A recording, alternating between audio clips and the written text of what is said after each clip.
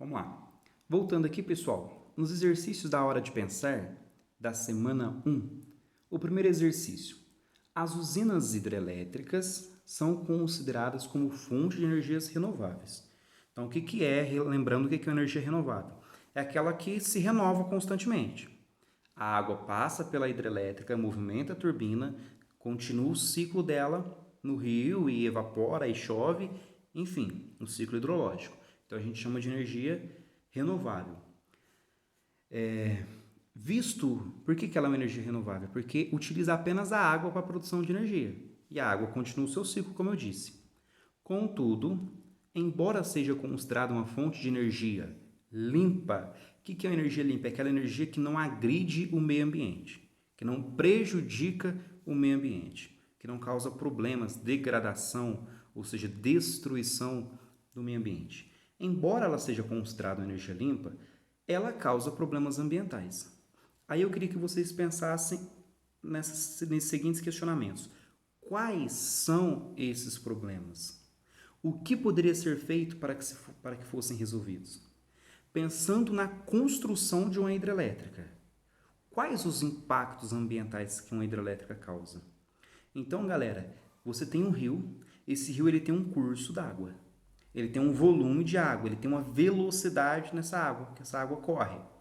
Existem seres que sobrevivem naquele rio, peixes, por exemplo, adaptados ao rio daquela forma. Aí vem o ser humano, faz uma barragem e barra essa água. Essa água é represada. Os peixes que vivem ali têm todo o seu habitat modificado.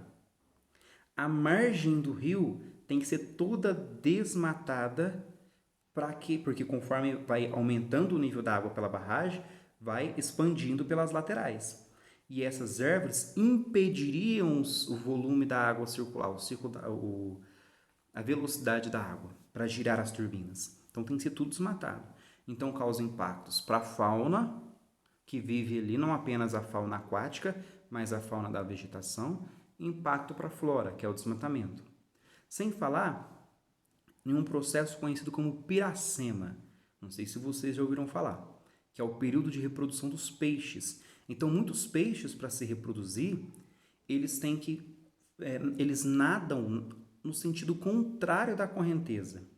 Por que eles fazem isso? Porque eles, ao longo do período antes da reprodução, eles vão acumulando gordura no corpo deles.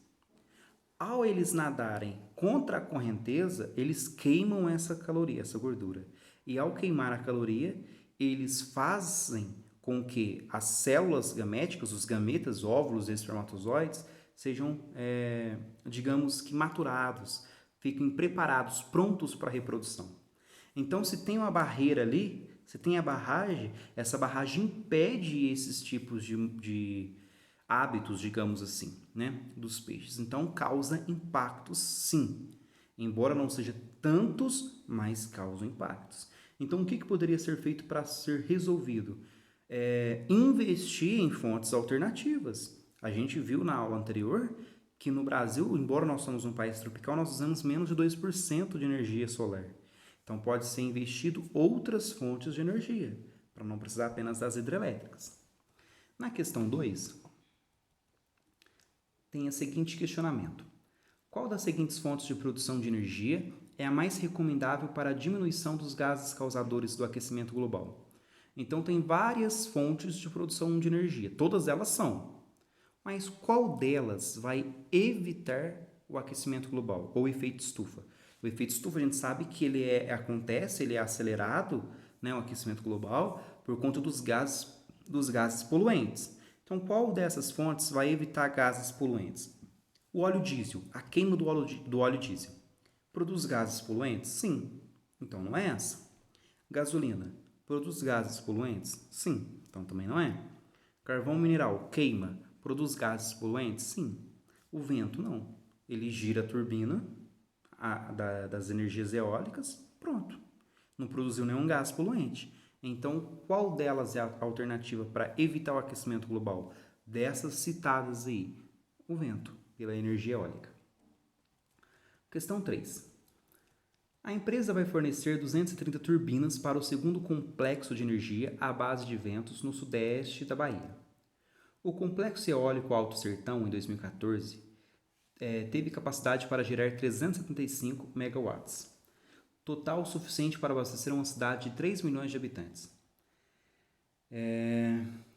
Aí tem o nome do pesquisador, né? E busca bons ventos e fecha contrato de 820 milhões na Bahia.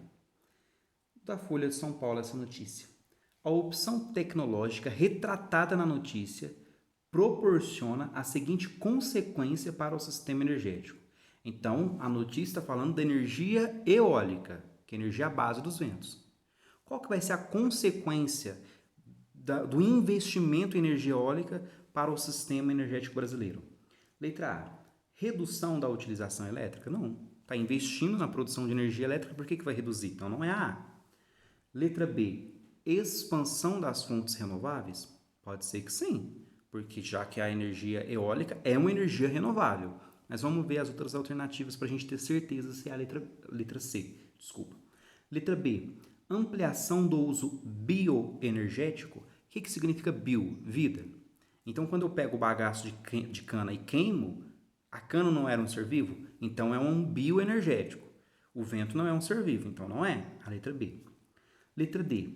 Contenção da demanda urbana industrial. Ou seja, conter, diminuir. Vai diminuir as indústrias por investir nas energias eólicas? Não. Letra E.